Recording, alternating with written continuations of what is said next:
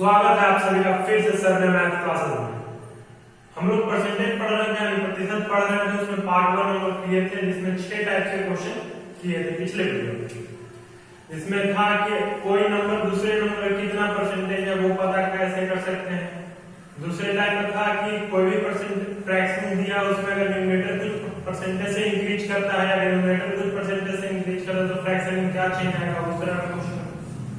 तीसरा क्वेश्चन था कि अगर ए की इनकम बी से कुछ परसेंट ज्यादा है तो बी की ए से कितने परसेंट कम है, ये पता कैसे कर सकते हैं। उसके बाद क्वेश्चन था कि अगर ए का इनकम बी से कुछ परसेंट कम है तो बी का कितने परसेंट ज्यादा है, जैसे उस तरह का क्वेश्चन। फिर दिया गया था 3 नंबर है, तीनों में कंपैरिजन था कि पहला उससे इतना परसेंट ज्यादा, दूसरा उससे इतना परसेंट, तो उस तरह का क्वेश्चन था। और लास्ट टाइप था कि हम लोग कोई वस्तु में अगर 2 बार पहले तो परसेंटेज इंक्रीज करता है उसके प्राइस में, फिर उसके बाद फिर इंक्रीज करता है, तो उस तरह का क्वेश्चन था। तो ये 6 टाइप हम लोगों ने पिछले वीडियो में किया था पार्ट 1 में। अगर आप लोगों ने वो वीडियो नहीं देखा है तो लिंक डिस्क्रिप्शन में है, वहां से आप जाकर देख सकते हैं। आज उसी को आगे बढ़ाकर टाइप 7 से स्टार्ट करेंगे। देखते हैं क्वेश्चन क्या करता है। अगर कोई वस्तु का दाम 40% बढ़ जाता है तो एक परिवार को अपना खपत कितना प्रतिशत कम करना पड़ेगा ताकि खर्च का कोई फर्क ना पड़े। क्वेश्चन क्या है वो समझते हैं। क्वेश्चन दिया गया है कि कोई वस्तु है जिसे एक परिवार खपत करता है, ठीक, और उस वस्तु जिससे वो कंज्यूम करते थे उसमें 40% की बढ़ोतरी हो जाती है, यानी 40% वो बढ़ जाता है। तो पता ये करना है कि अपना खपत कितना परसेंट वो परिवार कम करे, यानी वो वस्तु को वो कितना कम खपत करे ताकि उनके खर्च पे कोई फर्क नहीं पड़े, एक्सपेंडिचर पे कोई फर्क नहीं पड़े। तो इस तरह के क्वेश्चन हमें एक नोट से याद रखना होगा। वो नोट क्या है कि अगर कोई परसेंटेज चेंज होता है, जितना परसेंटेज चेंज होता है वो ऊपर रखेंगे, उसको 100 में ऐड कर देंगे, यानी जो परसेंटेज चेंज हुआ यानी जो 40 है उसको ऊपर रखेंगे, उसको फिर नीचे में डिनोमिनेटर में उसको 100 से ऐड करने के बाद रखेंगे और इनटू 100 इतना परसेंटेज आएगा, यही हमारा आंसर होगा, ठीक है। तो इसको सॉल्व करते हैं, इस क्वेश्चन को इसी तरह फॉर्मूला में पुट करके।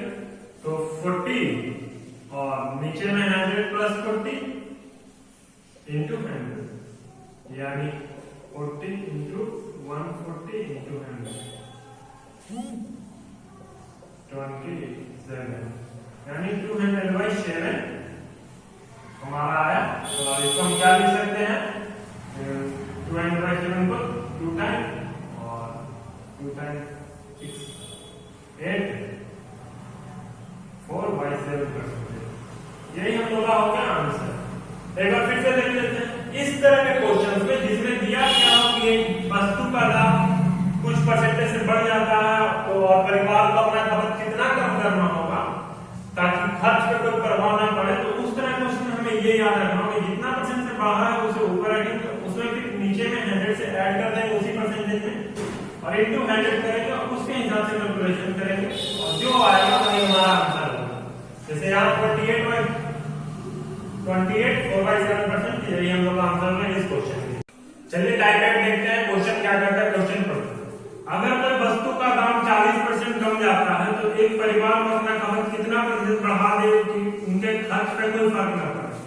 क्वेश्चन पिछले क्वेश्चन की तरह ही है। पिछले क्वेश्चन में यहाँ दिया था दाम बढ़ जाता है, तो यहाँ दिया गया कि दाम कम जाता है और पूछा गया कि खपत को कितना बढ़ा दिया जाए। पिछले को जाएगा खपत को कितना कम कर दिया जाए ताकि खर्च पे कोई फर्क ना पड़े, यानी एक्सपेंडिचर पे कोई फर्क ना पड़े। तो पिछले क्वेश्चन की तरह ही है, पर यहाँ जिस तरह उसमें हम लोगों ने एक छोटा सा नोट्स की तरह देखा था कि x/100 प्लस x इंटू 100 जितना परसेंटेज आएगा वही हमारा आंसर होगा, उसी तरह इसमें भी एक छोटा सा है कि x 100 minus x into 100 calculate करने पे जो आएगा वही परसेंटेज हमारा लोग का आंसर होगा। x क्या, x जो दाम बड़ा कमा है वो है, तो इसी फॉर्मूला में पुट करके इसको सॉल्व करते हैं। x दिया गया 40, 100 माइनस 40 इंटू 100, जो भी आएगा वही परसेंटेज हम लोग का आंसर हो जाएगा, यानी 40/60 इंटू 100,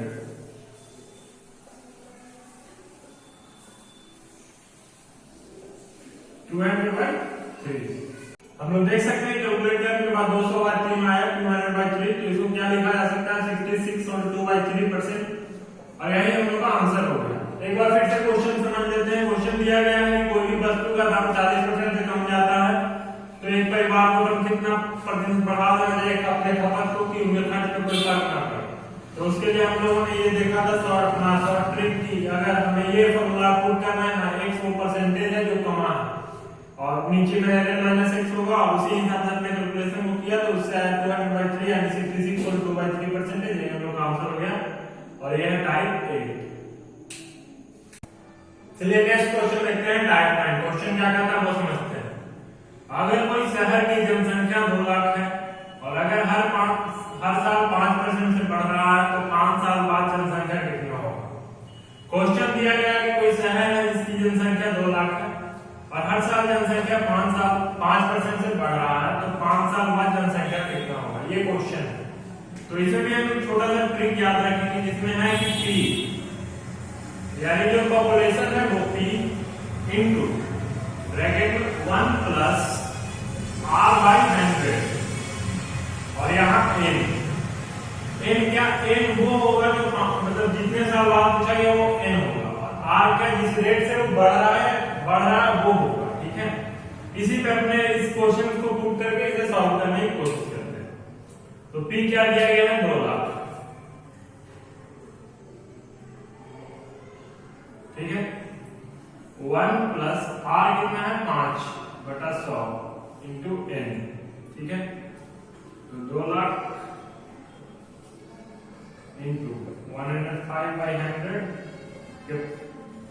पावर 5, इसे सॉल्व करेंगे तो कितना आएगा 2 लाख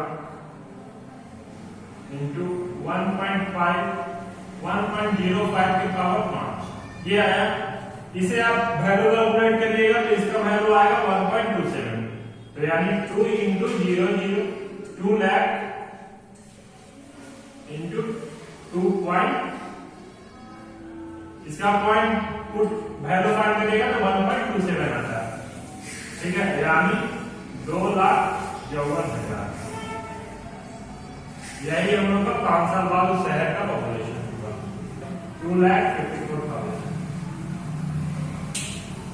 एक बार फिर से देख लेते हैं क्वेश्चन को। क्वेश्चन दिया गया है कि एक शहर में पॉपुलेशन है शहर का 2 लाख, ठीक है, और हर साल उस शहर का पॉपुलेशन 5% से बढ़ रहा है और पूछा गया कि 5 साल बाद जनसंख्या कितना होगा। हमें ये याद रखना है कि इस फॉर्मूले में हम पुट करेंगे तो हमारा आंसर आ जाएगा, ठीक है। और इसी में हम पुट किए P है यहाँ 2 लाख दिया हुआ शहर का पॉपुलेशन, उसमें 1 R है जिस रेट से वो बढ़ रहा है वो, और n है वो जितने साल बाद हमसे पूछा गया है वो, और उसी हिसाब से कैलकुलेट किए। तो कैलकुलेट करने के बाद यहाँ 1.0 है, इसका 5 पावर 1.27 होता है, इससे मल्टीप्लाई करके यही हम लोग का आया 2,54,000, यही हम लोग का आंसर होगा। यानी 5 साल बाद जो शहर का आज पॉपुलेशन 2 लाख है, अगर 5% हर साल बढ़ता है तो 5 साल बाद उस शहर का संख्या 2,54,000 हो जाएगा, यही हम लोग का आंसर है। क्वेश्चन में एक क्वेश्चन जैसे पिछले क्वेश्चन में था कि पूछा जाता है कि 5 साल बाद कितना जनसंख्या होगा, क्वेश्चन ये भी पूछा जाता है कि 5 साल पहले उस शहर का जनसंख्या मतलब कितना था। अगर अभी 2 लाख है और 5% 10% बढ़ता है, हर साल बढ़ता है, तो उस तरह के क्वेश्चन में हम जैसे पिछले में मल्टीप्लाई किए थे, प्रिंसिपल में जो रेट था उससे मल्टीप्लाई किए थे मान में, और यहाँ हम डिवाइड करेंगे किससे 1 प्लस R/100 इंटू n। ये पिछले क्वेश्चन में मल्टीप्लाई के फॉर्म था, P इंटू ये था, पर जिससे पहले पूछा गया था इसको हम डिवाइड के फॉर्म में करेंगे। और P क्या है तो वो जो जनसंख्या दिया गया है वो, n क्या है जिस रेट से वो बढ़ा मतलब जितने साल पहले का पूछा गया है वो, और R है रेट जितने रेट से बढ़ रहा है। इसको सॉल्व करते हैं, देखते हैं कितना आता है। तो 2 लाख बाई, इसको सॉल्व किया तो पिछले क्वेश्चन में तो आया था 1.27, ठीक है। पिछले क्वेश्चन वाला क्वेश्चन में बस चेंज हो गया है कि पिछले में बाद पूछा गया, इसमें पहले पूछा गया। तो इसको सॉल्व किया तो पिछले में तो इतना आया था 1.27, इस फॉर्मूला में पुट करके इसे पुट कर ही देते हैं। 2 लाख 1 प्लस 5/100 का होल यानी 105, और जो भी आया इतना आएगा, ठीक है। और इसको फिर कैलकुलेट करिएगा तो कितना आएगा 157, आप लोग कर दीजिए कैलकुलेट, हम किए हुए तो इसलिए बता रहा हूं 157,480, यानी उस शहर का जनसंख्या 5 साल पहले कितना था 1,57,480, एक बार फिर से देख लेते हैं। पिछले क्वेश्चन में इसी टाइप 9 के ही पिछले क्वेश्चन में था कि 5 साल बाद की जनसंख्या में बताना था, और इसमें पूछा गया कि 5 साल पहले जनसंख्या कितना था। तो पिछले क्वेश्चन में ये मल्टीप्लाई के फॉर्म में था, तो यहाँ ये डिवाइड के फॉर्म में आ गया। इसी पे हम वैल्यू पुट करेंगे और इसको कैलकुलेट करने पे हमारा 1.2 से लगाया और 2 लाख दिया गया, तो डिवाइड करने पे 157,480 यानी 1,97,480 आया। यही उस शहर का 5 साल पहले जनसंख्या था, अभी है 2 लाख, और 5 साल बाद वाला हम लोग कैलकुलेट के 2,54,000। ये है टाइप 9। और टाइप 9 इसी के साथ 2 तरह के क्वेश्चन आते हैं, एक पहले का और एक बाद का। तो ये क्वेश्चन ज्यादातर एग्जाम में आते ही हैं कि जनसंख्या किसी शहर का इतना है, तो उससे 5 साल पहले कितना था, 4 साल पहले कितना था, 4 साल बाद कितना था, इस तरह के क्वेश्चन। तो यही सिर्फ हमें यहाँ ये याद रखना है, अगर पहले पूछा जाए तो ये होगा डिवाइड के फॉर्म में, और अगर बाद का पूछा जाए तो ये होगा मल्टीप्लाई के फॉर्म में। चलिए नेक्स्ट क्वेश्चन देखते हैं, क्वेश्चन टाइप 10। अगर कोई शहर की जनसंख्या 50,000 है, अगर जनसंख्या पहले साल 5%, अगले साल 8%, उसके अगले साल 10% से बढ़ता है, तो 3 साल बाद जनसंख्या पता करें। क्वेश्चन पिछले क्वेश्चन की तरह ही है। पिछले क्वेश्चन में हमारे पास एक फिक्स रेट था जिसके हिसाब से हर साल बढ़ रहा था, पर इसमें अंतर यह है कि पिछले क्वेश्चन में एक फिक्स रेट से हर साल बढ़ रहा था, यहाँ हर साल डिफरेंट रेट से बढ़ रहा है। तो इसको कैसे कैलकुलेट करेंगे, उसके लिए एक छोटा सा उसी का तरह का क्वेश्चन, जैसे वहां पावर n था, यहाँ पावर n नहीं होगा, तो क्या होगा p × 1 प्लस पहले साल का रेट जो भी है प्लस 100 इंटू मल्टीप्लाई 1 प्लस दूसरे साल का जो रेट है वो 1 प्लस तीसरे साल का जो रेट है वो, यहाँ 3 साल का पूछा गया इसलिए 3 साल। अगर आगे आप पूछा जाए तो और आगे हम बढ़ा सकते हैं, ठीक है। ये हुआ, इसको याद रखिएगा हमेशा कैलकुलेशन। पिछले क्वेश्चन में था कि रेट कांस्टेंट है, तो ये सब बराबर होते हैं, अगर x2 भी x1 के बराबर होता है, x3 भी x1 के बराबर होता है, इसलिए वो पावर n होता है। तो यहाँ रेट कांस्टेंट नहीं है, इसलिए हम अलग अलग मल्टीप्लाई, ठीक है।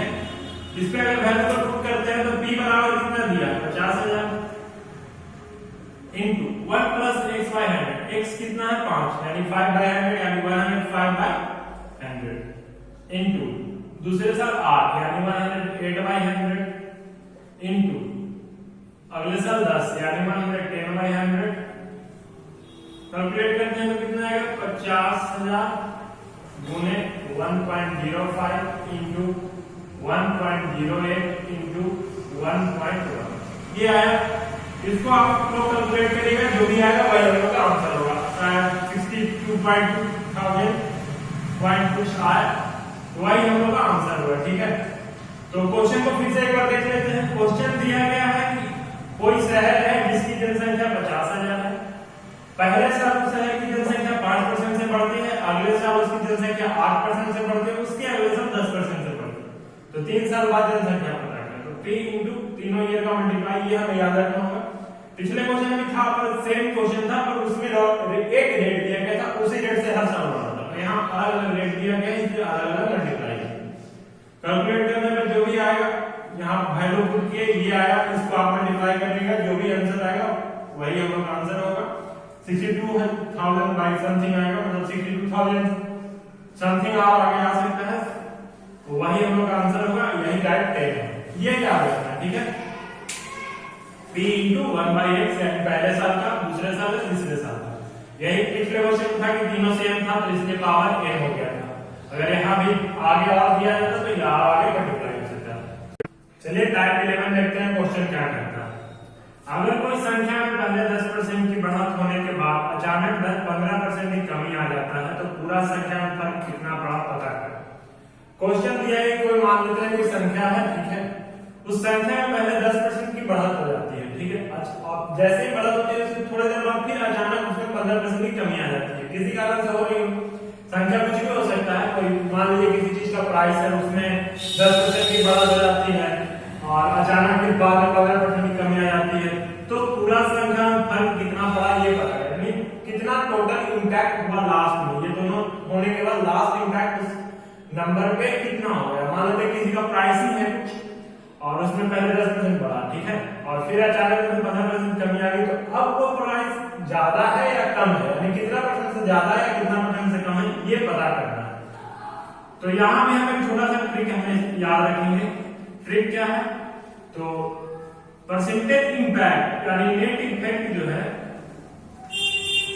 लास्ट में कितना बचा है वो plus minus A plus minus B plus यहां होगा plus minus A into plus minus B by 100 और यहां परसेंटेज, इसे समझते हैं, ठीक है।